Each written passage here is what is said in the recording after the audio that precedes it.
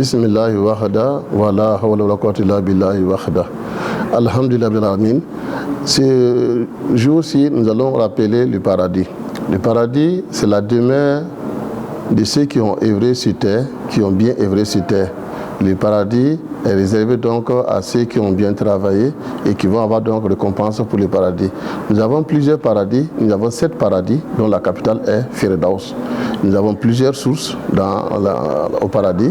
Nous avons 4 fleuves, un fleuve de miel, un fleuve de lait, un fleuve d'eau et un fleuve de boisson.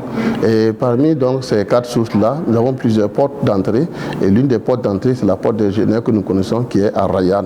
Voilà, donc le paradis est fait pour ceux qui ont bien œuvré sur terre. Et au paradis, qu'est-ce que les habitants sont, comment et comment ils vont vivre? Les habitants du paradis seront tous rajeunis. Il n'y aura pas de vieux, il n'y aura pas d'enfants. Tout le monde sera jeune, beau et en bonne santé. Et au paradis, on va donc manger, boire et se nourrir correctement, mais il n'y a pas de sel, il n'y a pas d'urine, il n'y a pas de crachat, il n'y a pas de mauve.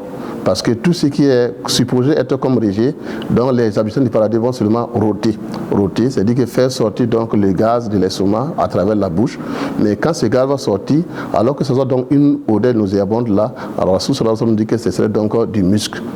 Parce qu'au paradis, quand nous allons donc avoir comme rejet, qui est donc la poussière qui va donc encore embellir les habitants du paradis, ou bien la sueur qui serait donc du muscle, qui est un parfum le plus cher et qui est donc adoré par les habitants du paradis.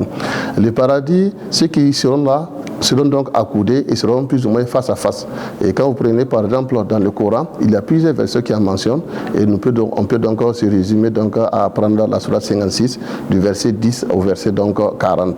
Et quand vous prenez par exemple dans les hadiths, dans les Riyad Salihin, ça parle du paradis et c'est bien détaillé dans les principes.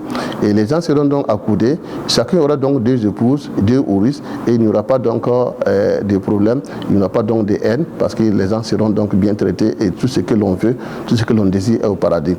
Maintenant, la jouissance du paradis, il y a 3 éléments que nous pouvons citer.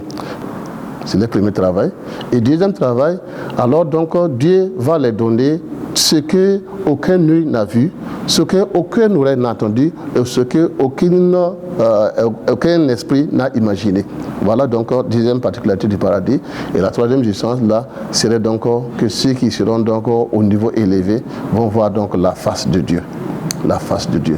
Ils vont contempler la face de Dieu et ils seront donc satisfaits. Sur ce, wassalamu alaikum wa rahmatullahi wa barakatuh.